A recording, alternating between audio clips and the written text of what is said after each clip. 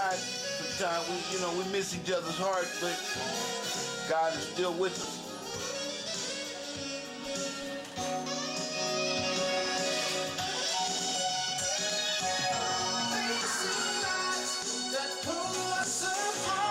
Sometimes we end up breaking each other's hearts. We gotta be strong.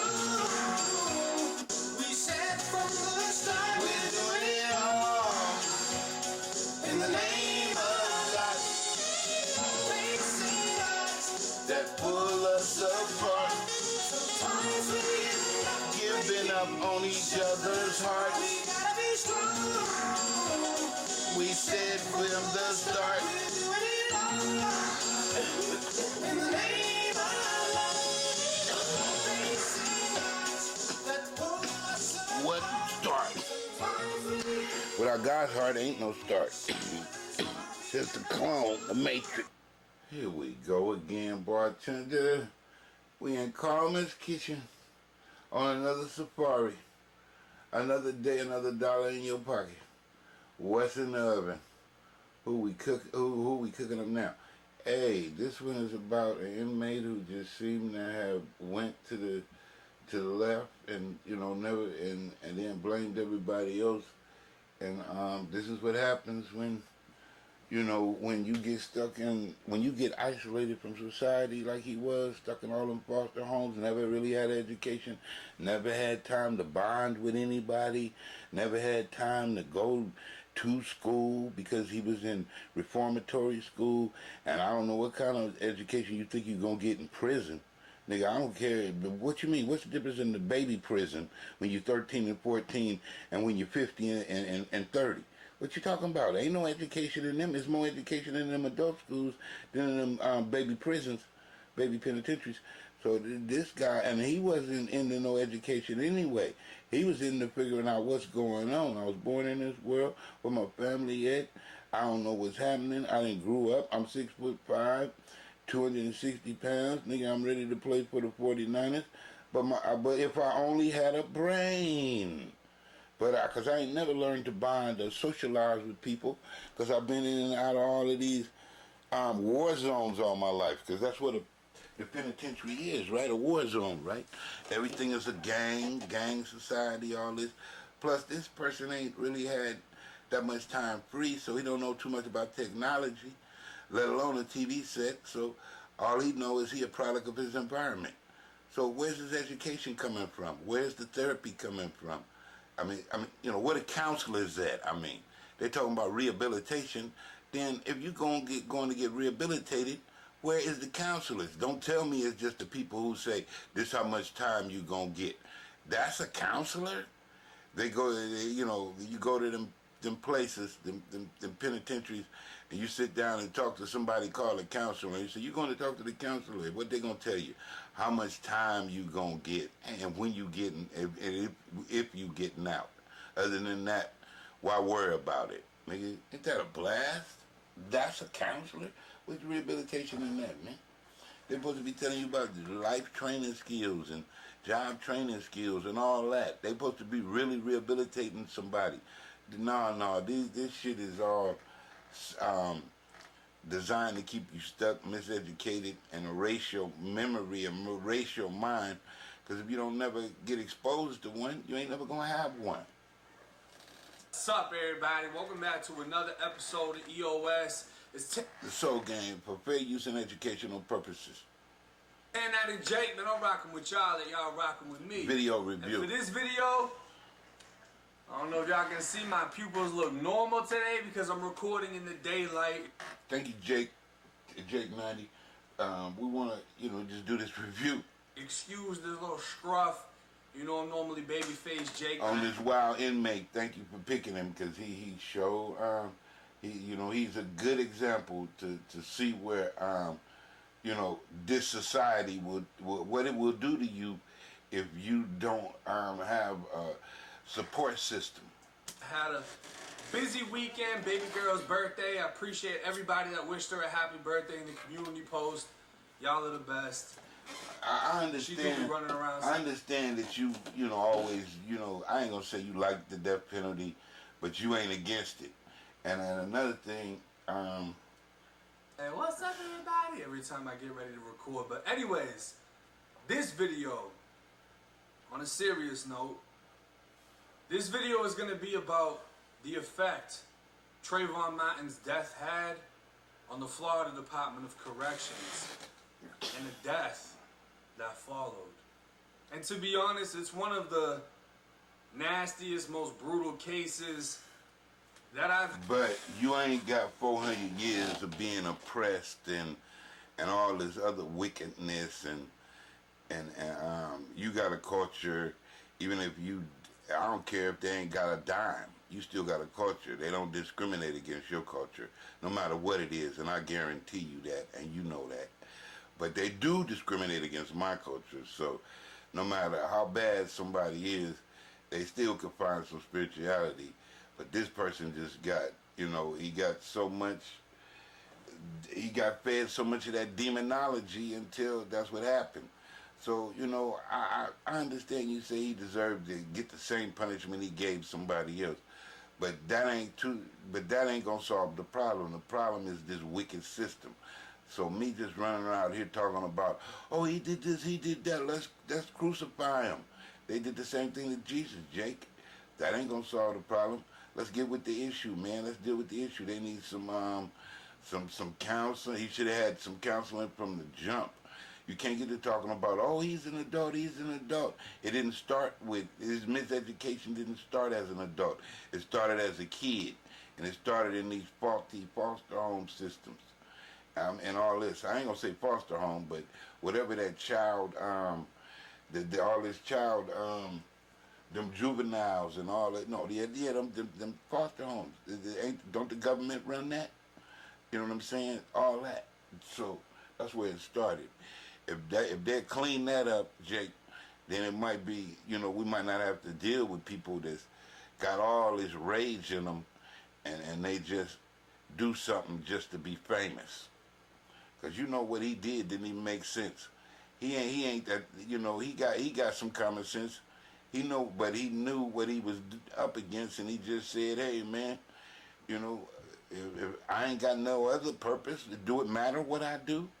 I'm already dead. So that's kind of like why he kind of like went to the extreme, because can't nobody do nothing like that unless they calculated all that. Remember, because Jake, he was tying up a whole bunch of people. That ain't the first dude he tied up and terrorized. I mean, hog tied. You know, nigga tied his hands and his feet behind his back. I mean, he 260 pounds, Jake. What you gonna do? What I'm gonna do, man? Nothing. Heard, and every now and then, But the point is, he knew what he was doing. couple of videos, I come across somebody that makes me a firm believer. He was rebelling against the system, and if you listen to his speech when he in court, he gonna tell you that. And the death penalty. And the man that I'm going to be speaking on in this video, he hate the system. So if the system hate him, then ain't that equal? That ain't fair, because the system the one who created the injustice.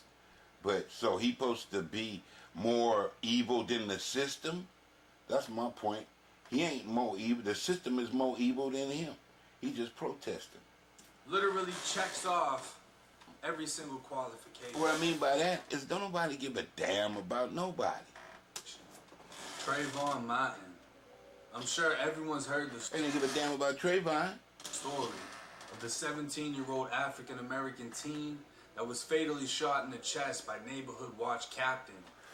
Why you didn't treat this dude like that dude who did all this scandalous stuff that we talking about right now? The video is about. Yeah, we talking about right now. George Zimmerman. Look how evil. That's what he was fighting against. Evil ass motherfuckers like this. How they get a pass? Florida's controversial stand your ground law, giving a person the right to use deadly force if in fear for their life. Trayvon's death was one of many that have continued to divide this country. In the early 50s, colored TVs were created, becoming mainstream in the early to mid 1960s, but this country remained very black and white, or black versus white. The new Black Panther Party offering a $10,000 bounty for the capture of Zimmerman. Skittles and an Arizona iced tea become We want Zimmerman. We want Zimmerman. symbols of innocence, as they were all that was carried by TRAVON the night of his death. Zimmerman later auctioning the $350. Look at that, look at that. Zimmerman famous as hell, huh? Murder famous, huh? Look how famous murder made Zimmerman. He's a hero to the Ku Klux Klan. 9mm And black on black too. Caltech PF9 handgun that he claims is a piece of American LGBT history, allegedly selling it for $250,000. Kamala Harris and Biden. The pandemic, he's a hero. From racial slurs to bragging about his newfound fame, even using it to try and pick up women. I love your tattoos. He catch it, you know what I mean? He's a playboy now ever since he shot Trayvon. And then you got then we got the nerve to talk about this other man who feel like, no, fuck is you a hero for shooting a black man? And then I'm all of a sudden the devil for showing your punk ass how it feel if it's you on the other end of the motherfucking punishment. My name's George Zimmerman. You know, the guy who killed Trayvon. Injustice. On Mountain. Another man approached Zimmerman in the bar that day. If you want to pick up a black on black lesbian, all he gotta do is walk up and say, I'm the man who killed Trayvon Martin. Oh my, not you, is it you? Can I get your autograph? Yes, you're my hero. Slurs to bragging about his newfound fame, even using it to try and pick up women. I love your tattoos. My name's George Zimmerman. You know, the guy who killed Trayvon Martin. Another man approached Zimmerman in the bar that day, asking if he was bragging about it before punching him in the face. Many across the nation expressed hatred for the man. At the same time, many voiced their support. Look at justice for Zimmerman. Black Panthers equal racism. And y'all got the nerve to talk about what that other black man who been mistreated, never had an education, never had a motherfucking home, been an orphan all his motherfucking life in a fake ass torture chamber ass motherfucking penitentiary. Ain't nigga Christmas. He don't know a damn thing about a Christmas tree, let alone a TV set or iPhone. And y'all motherfuckers talking about why is he crazy? Why is he angry? We need to put your ass in that situation and see if you can say this, if you can answer the damn question, so you can answer the damn question for yourself. It was yet again black versus white. You're innocent bystander. Right versus wrong. And the craziest part was his father was white, his mother Peruvian. Ain't that a blast? I can't tell which one is white. Can you? They both look Peruvian to me. See, and that's what they said about the Cubans. They say they come over here. Vicky Dillard said about the Cubans. She said they come over here and claim to be white Hispanics. Nigga, ain't nothing black about them. Ain't that a bitch? Ain't nothing Indian. None of that other shit. Scottish, Irish. No, nigga, we are white Hispanic. How about that, motherfucker? We create our own laws and shit. We could do that shit. We got a country, like Richard Pryor said. But but now you black folks, y'all just gotta settle for the scraps, nigga, cause y'all ain't got the rights to even know who you is. So I don't know how the fuck you gonna have the right to have a culture. Nigga, you can call and then to have a culture in this society is to call yourself white, whether you're white Asian, white Hispanic, white Mexican, whatever, Look, you can see this motherfucker don't look white, nigga. What is that? He look mixed too. So come on, man. It's just a joke. That shit is a joke. What it means is racism. It is separation. It's what do they call that shit? It's not apartheid, but segregation. Back in the day in America, it's the same thing. Apartheid, segregation. They like, look, we got these. It's illegal for you to do what I do. It's kind of like that. But that didn't matter in the eyes of many. To some, he wasn't black, so they showed support. To others, he wasn't black, and he embodied a racist, privileged oppressor. The news covered the outrage nationwide, but I'm here to tell a different story, coming from the dungeons of the Florida Department. And now he gonna tie this story in with this dude. The dude said he killed TRAVON. I mean, he did this because the dude killed TRAVON. That might be half right? But that didn't give him all that rage. I'm doing this because y'all killed me, motherfucker. Fuck you, bitch-ass faggot. And that's why when he got up there in the courtroom, he started telling all them white folks how he really felt. And he wasn't lying. Fuck all this other shit, nigga. TRAVON just gave me the platform to tell y'all motherfuckers what you did to me. Correct. And then you bitch-ass faggots reverse your racism and say, I did it to myself. That's how that'll go. Y'all will say, well, I ain't got no sympathy. Why? Because he did it to himself. But do you see the circumstances to why he did it to himself? Then get your bitch ass out of here. You a phony, a fake, and a fraud. And get your ass out of here. You just as guilty as the motherfuckers who don't, lazy as the motherfuckers who don't do their research. So there you go. You gonna try to judge the next motherfucker before you do your research? Then motherfucker, if you find yourself in the same situation, then shut the fuck up. And accept your mother and live by your motherfucking words. Nigga, you live by the sword, you fucking die by the sword. What the fuck you talking about? You got to, if you gonna put that penalty on anybody else, you gotta put it on yourself or shut the fuck up. Ricky Martin's life was fucked from the beginning. He was only 2 when both of his parents were murdered in Brownsville, Ohio. Moving to Naples, Florida to live with his grandmother, he was one of many that felt he had no family, living with a learning disability and often being the victim of bullying. He turned to the streets for a new sense of belonging and to gangs for a sense of protection.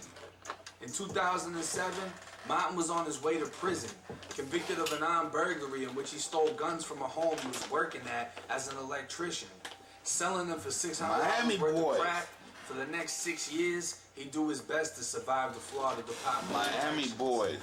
Affiliating himself with a gang, things took a turn for the worst when he was told to stab a blood gang member in the chow hall, and he refused. He'd cut himself repeatedly to rack up disciplinary reports, keeping himself in confinement where he felt he was safer.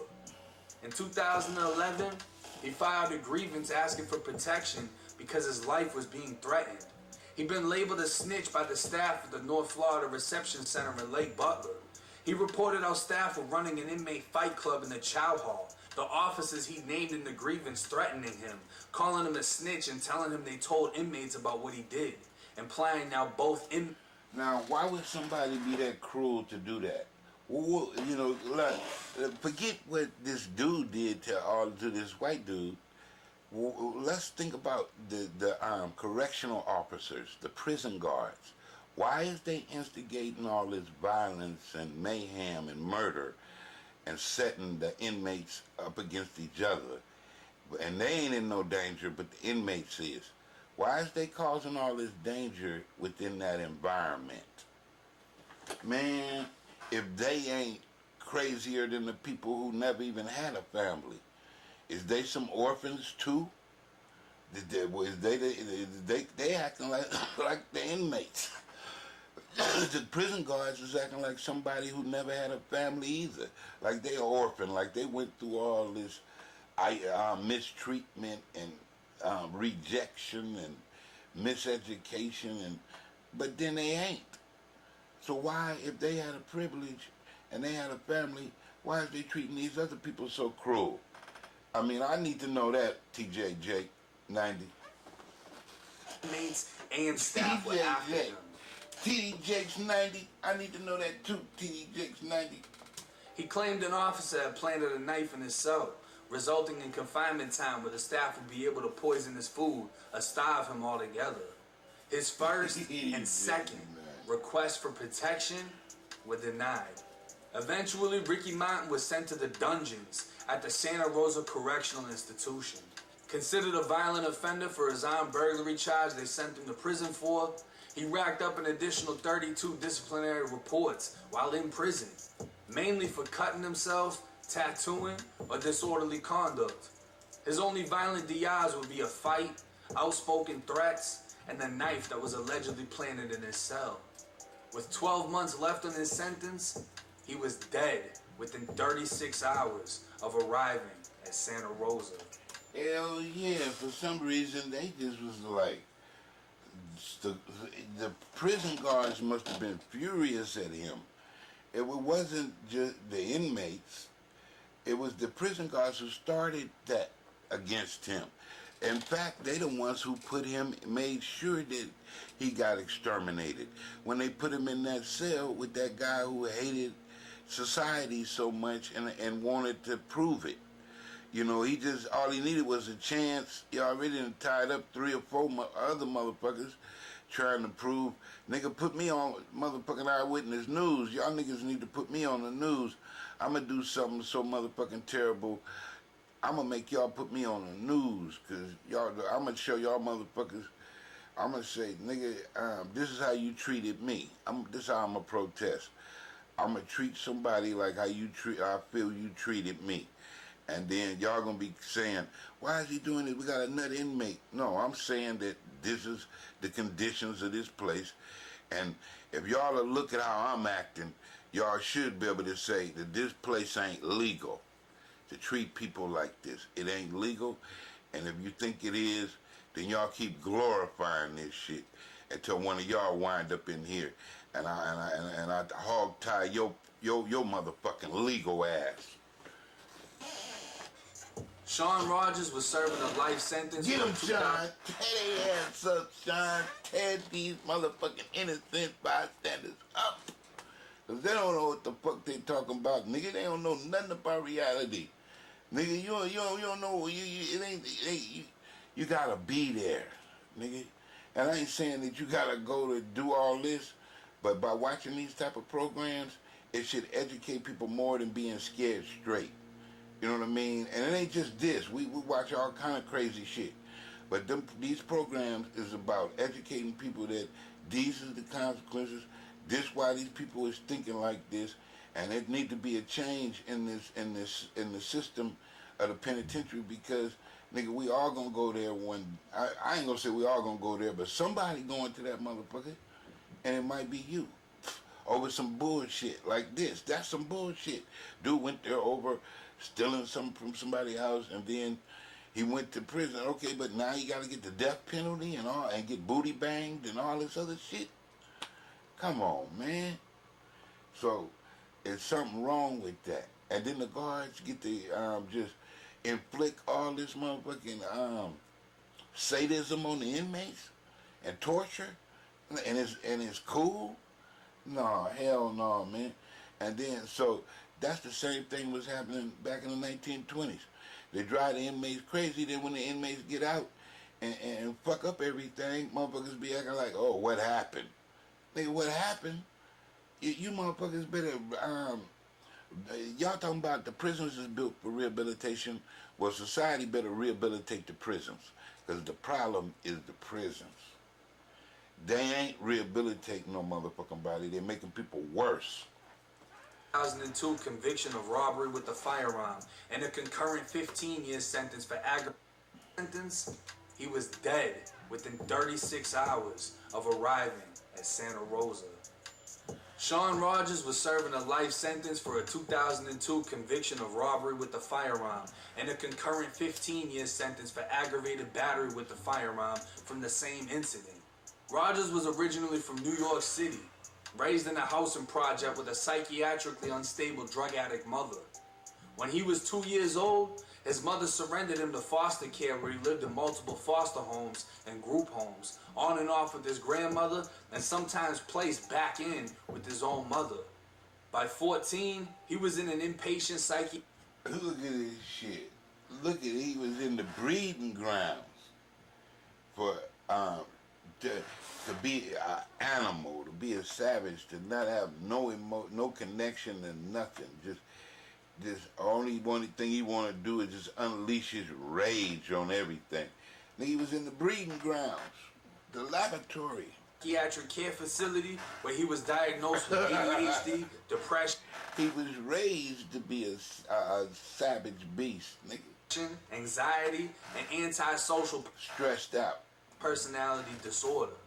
Leaving the facility, he finds himself time and time again within New York's juvenile justice system. And before the age of 20, Rogers had several bids of incarceration in the New York Department of Corrections. This is how we created Frankenstein. An expert testified his impulse control problems being the direct result of his upbringing and headed Impulse control. injuries suffered as a child. From 17 to 21, he served time in a New York State prison for an attempted robbery. And within a year of his release, he'd knock a cab driver's teeth out with a gun. New York and Florida. Nigga, you come from there, nigga. It's God damn, that's a psycho wards. Receiving his life Nigga, them is the mental patient hospitals, nigga, the insane asylums. sentence at just 22 years old. It's a sad story, huh? If you feel bad at this point, he served time in a New York State prison for an attempted robbery. And within a year of his release, he'd knock a cab driver's teeth out with a gun, receiving his life sentence at just 22 years old. It's a sad story, huh? If you feel bad at this point, you won't in a few minutes. The same year of his conviction, he'd tie up a cellmate and relentlessly beat him. In 2005, he hogtied and beat another cellmate unconscious for disrespecting him. Arms and legs tied behind as Rogers struck him with a food tray, spattering the confinement cell walls with blood. In 2009, Rogers stabbed another inmate in the head multiple times with a prison-made ice pick, hospitalizing the inmate. I'm trying to be the next American Idol. Nigga, don't you know who you talking to? Nigga, you should have never came in my cell. Why? Because I'm trying to get famous, nigga. I know about all them rappers and shit out there. I'm trying to be one too. Nigga, Hollywood gonna respect my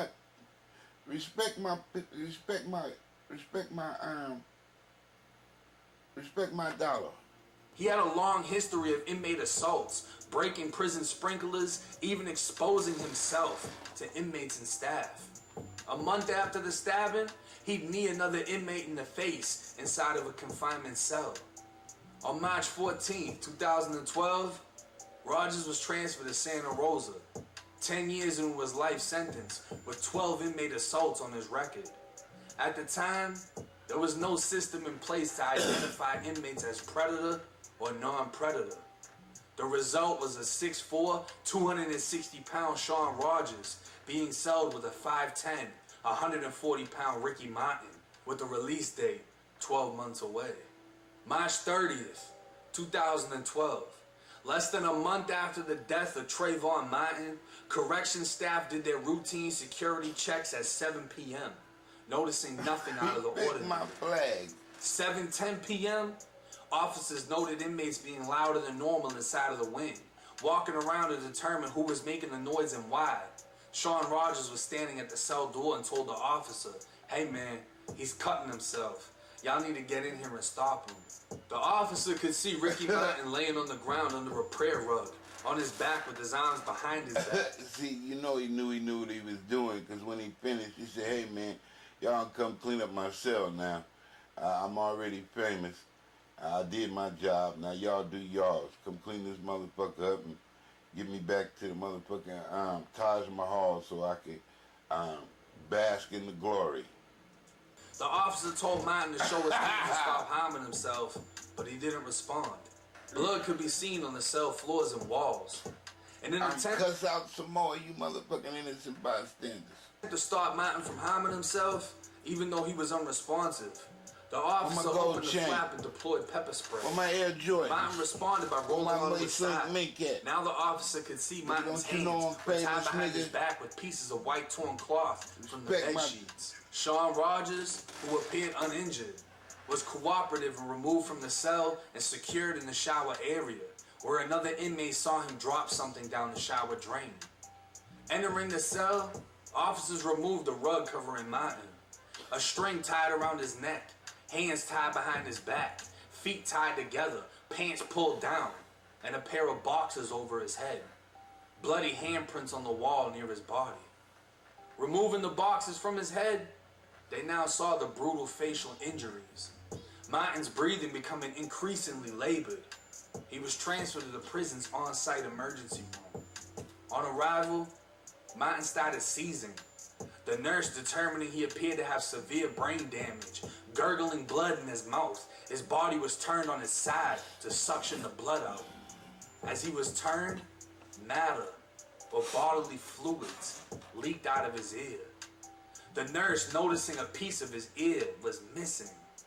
The damage was more than what she could help with, transferring Martin to a local hospital for further treatment. He was admitted with extensive head injuries, diagnosed with an intracranial hemorrhage, and given a poor prognosis. Placed on a ventilator due to respiratory failure, he had no neurological response. Over the next few days, his respiratory condition... Don't he look like he's saying, respect my doctor, the nutty professor. Murder famous. ...would deteriorate, developing pneumonia.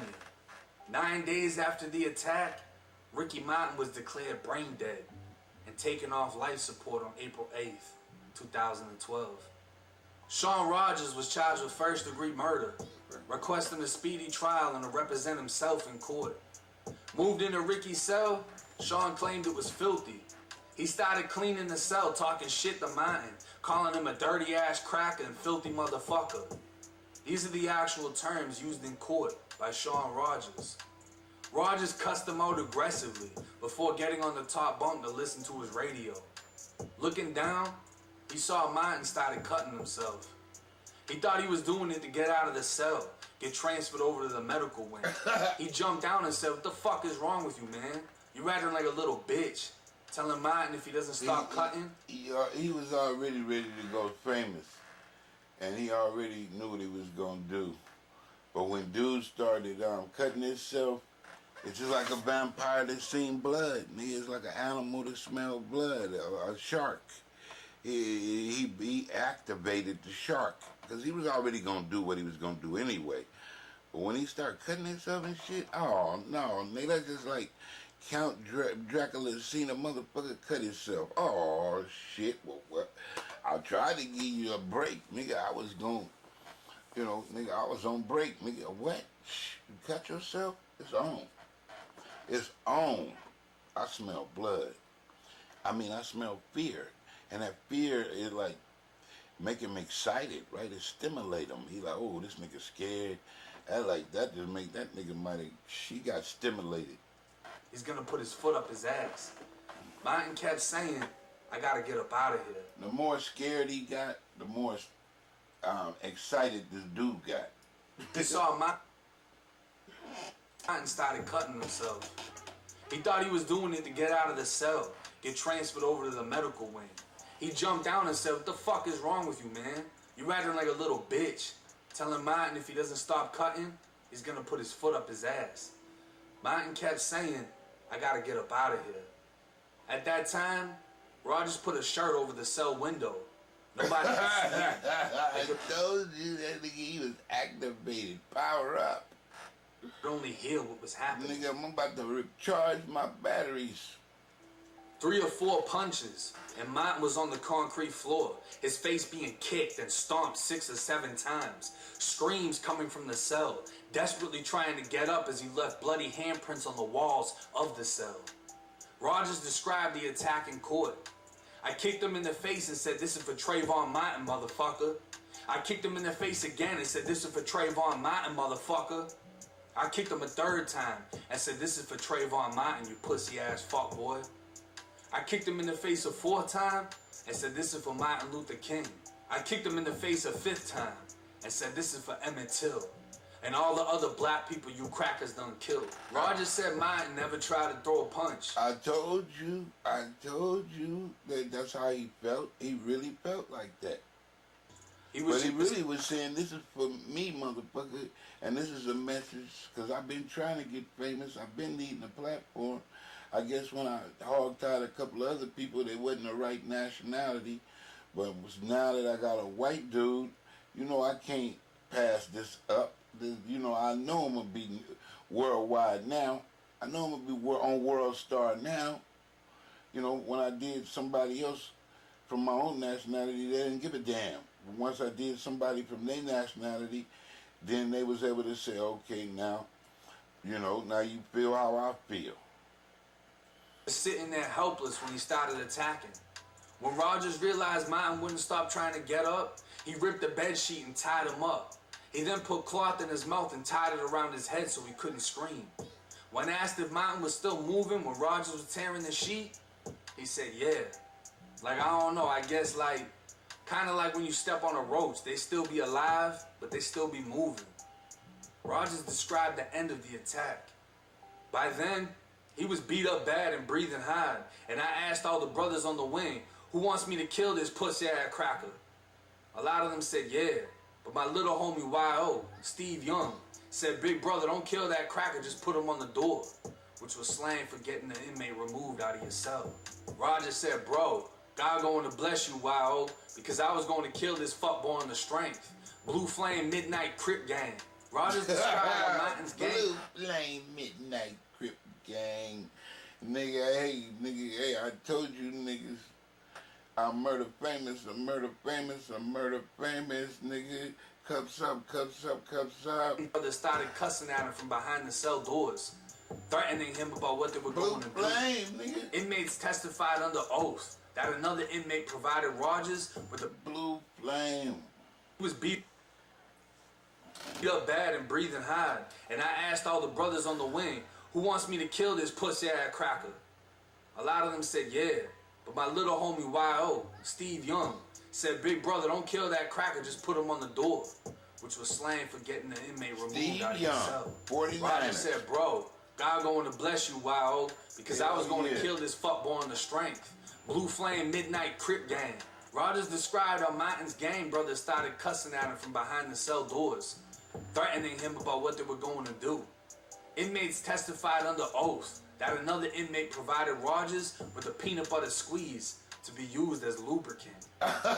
Rogers admitted to sticking a finger in Martin's ass, yelling, this cracker's pussy good. When Martin screamed in pain, Rogers said, shut up, cracker, shut up. But Rogers testified he never raped Martin. He pretended he did and made the slapping sounds to piss off Martin's gang brothers, who would do nothing but listen. Ladies and gentlemen of the jury, if you're asking yourself if I beat Mr. Martin up about the murder of TRAVON Martin, you make the call. You're goddamn right I did. But there was also other factors. When I first met Mr. Martin and looked him in his eyes, I knew all for real what he was all about. Hell he was yeah. a straight bitch. He was gonna make me famous, motherfucker. And y'all knew what y'all was doing. And the guards set his ass up, and they knew that they was feeding him to the lions. And they knew I've been waiting to get famous, and it could, you know, I just could never get the right victim that was gonna touch somebody hard out there in the world. But now I got the right victim. And an undercover racist. That's the vibe he gave off. I'm from Brooklyn, New York, and been in the streets my whole life. So my instincts are good when it comes to reading people. And the more I got to learn about Mr. Martin, my suspicions have been confirmed. Mr. Martin is everything I despised in life. A snitch, a coward, and a straight fuckboy. I got no love for the dude or no sympathy. I don't feel bad about it. I don't feel no remorse. I'm not losing any sleep over the death of Ricky Martin, and neither is anybody else. Convicts know how to do time. Inmates don't. Ricky Martin was an inmate, a crybaby, a cutter, not even man enough to stand up in his pants for what he claimed he believed in. He would rather tell the police if he got a problem and check in with protective custody. I would never have no sympathy for no buster like that. And I believe in the Midnight Crip Gang to the fullest. I've been A1 since day one. From Spofford Juvenile Detention Center in New York to Rikers Island to Florida State I've been A1 since day one. It really mean missing in action. Prison. I'm a midnight crip, and I will be less of a man to get in front of the jury, in front of y'all in this situation, and pretend that it's anything different. While there's a detention center in New York to Rikers he believed in. He would rather tell the police if he got a problem and check in with protective custody. I would never have no sympathy for no buster like that. And I believe in the Midnight Crip Gang to the fullest. I've been A1 since day one. From Spofford Juvenile Detention Center in New York to Rikers Island to Florida State Prison. I'm a midnight Crip, and I will be less of a man to get in front of the jury, in front of y'all in this situation, and pretend that it's anything different, while there's brothers in the streets dying and catching life sentences every day about this blue flag.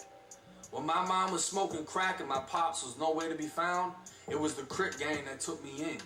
They've been my family when I had no family.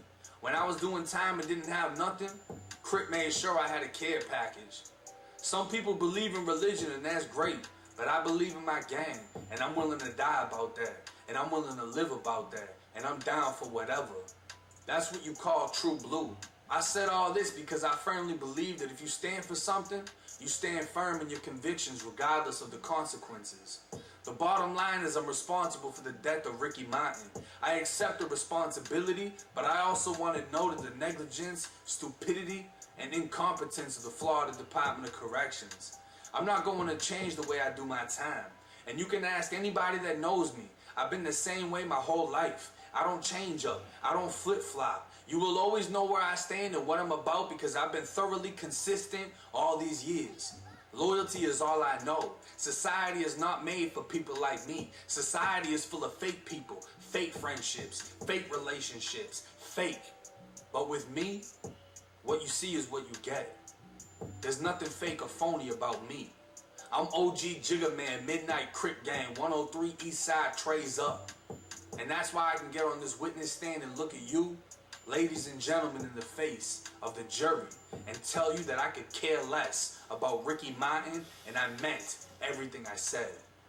The jury found Rogers guilty of first-degree premeditated murder and kidnapping to terrorize or inflict bodily harm.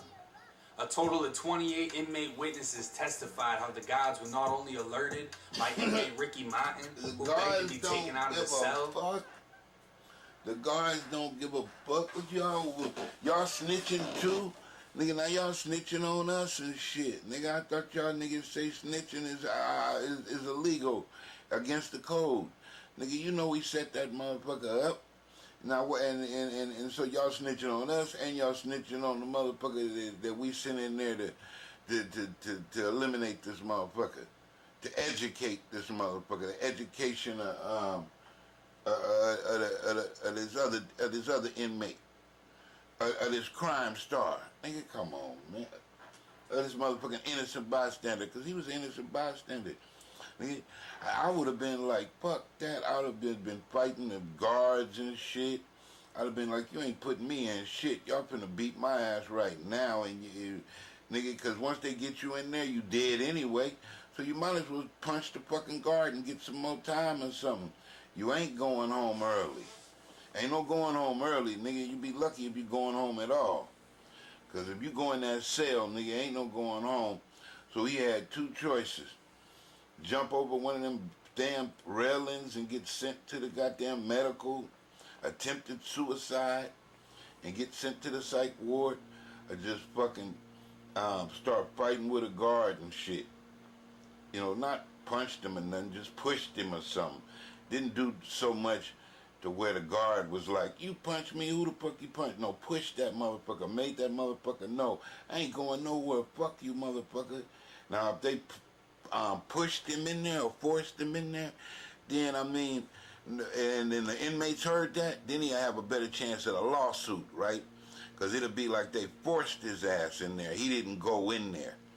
This nigga started a fight with the motherfucking guards and said, fuck refusing, because that ain't gonna help, nigga. Martin Luther King can't save me. I'm about to turn into Malcolm X or Chucky out around this motherfucker. And if he's still trying to push me in there, then I guess I am going to have to punch the guard. Then I'm going to make sure them motherfuckers take me to the hole, or they put me in there with no motherfucking, this hog-tying motherfuckers' hands and then fucking them with some peanut butter and jelly. Fuck all that shit. But other inmates made the officers aware, to which the officer paid no attention, saying let the next shift handle it. Not only that, but the family he pulled out the peanut butter and jelly on him already, deputy. Fuck that shit. Let the next watch handle it. and tell you that I could care less. I can care less. Martin, and I meant everything I said. Fuck that. The jury found Rogers But guilty the man's first getting degree raped. premeditated That ain't my murder, motherfucking job. Let the kidnapping, next watch terrorize, or handle it. inflict bodily harm.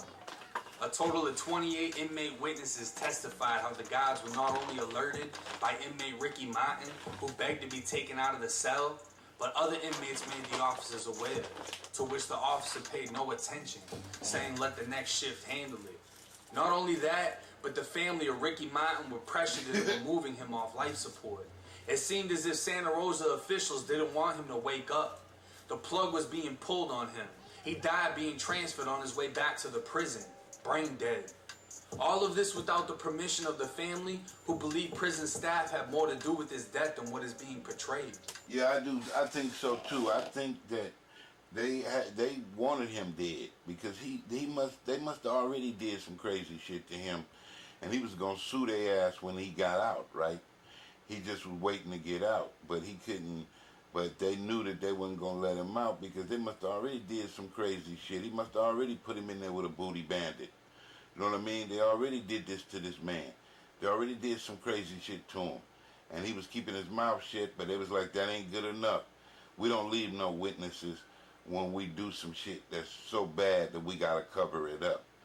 So they was trying to get him took out because he knew something. He was a witness to something. 4 inmates testified against 2 officers, saying they were made aware of what was happening, how Martin was being raped and beaten. One inmate testifying Rogers asked Martin after he was placed in the cell if he was going to fight or fuck. And all of the inmate witnesses said Rogers was known to sexually prey on white inmates. Through letters to family... Are you gonna fight or fuck?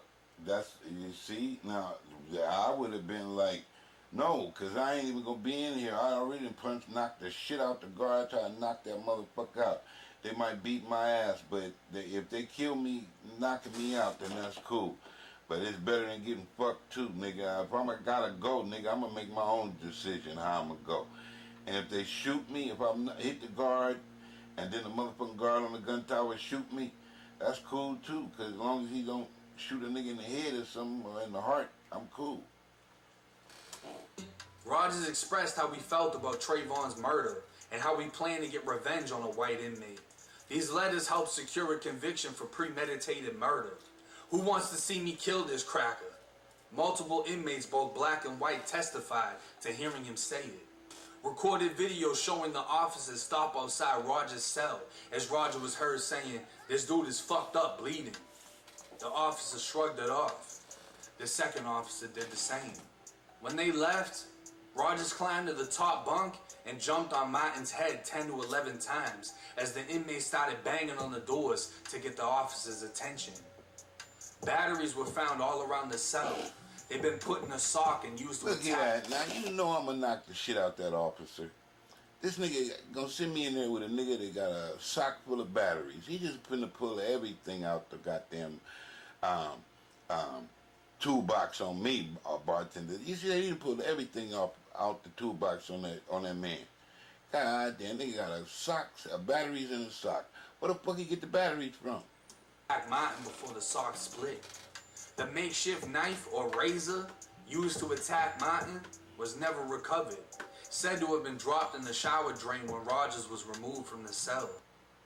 Recorded video showing the officers stop outside Rogers' cell as Roger was heard saying, "This dude is fucked up, bleeding."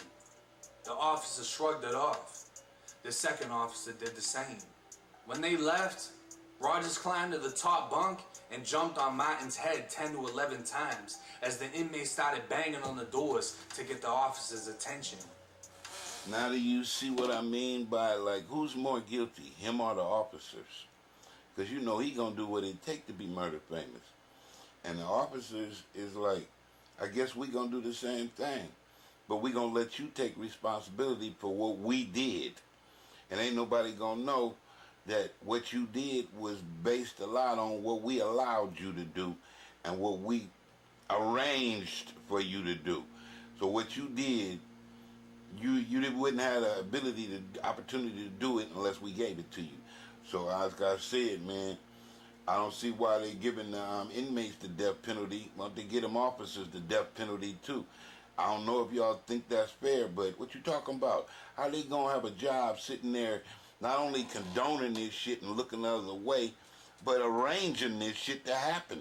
Nigga, that's just like somebody kill you and then they the one, and you know, somebody pay somebody else to kill you.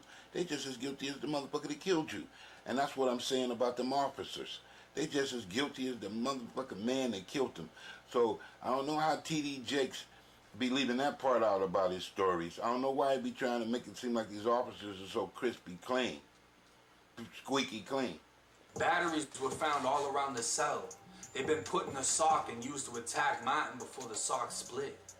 The makeshift knife or razor used to attack Martin was never recovered. Said to have been dropped in the shower drain when Rogers was removed from the cell. Lacerations left all over Martin's body. Puddles of blood throughout the cell. Martin's face completely disfigured and his skull crushed. Sean Rogers currently sits on death row at Union CI for the murder of Ricky Martin. Now that was a... If they would have put one of them COs in there with him, or one of them CEOs would have been in there, and he would have been like, I mean, you know, he opened the gate and he went in there to check the cell, and he went in there by himself and he hit his panic button. I mean, they would have came and helped him. Hey, they would have came and rescued him. Now how they gonna do inmates differently? If it would have been one of them correctional officers, one of them prison guards, who went in one of them cells, and then one of them inmates attacked them, and they got this panic button they could press, and they pressed that, you know, now they gonna get assistance. Now why couldn't this man get assistance? And they had 28 other inmates telling the guard, hey, this man getting beat up and raped in there, and they still looking the other way and condoning it. That's illegal, man. They should be brought up on charges. And then we hear this story and ain't shit changed. Even them people out there who be like looking on YouTube and internet to find everything wrong with everybody and bring them to court and say you're a criminal. Well, why they ain't bringing these damn correctional officers to trial? They hearing what they doing and shit. See? So that's bullshit. This is bullshit, man. This is all about just doing in the people. It ain't no motherfucking justice.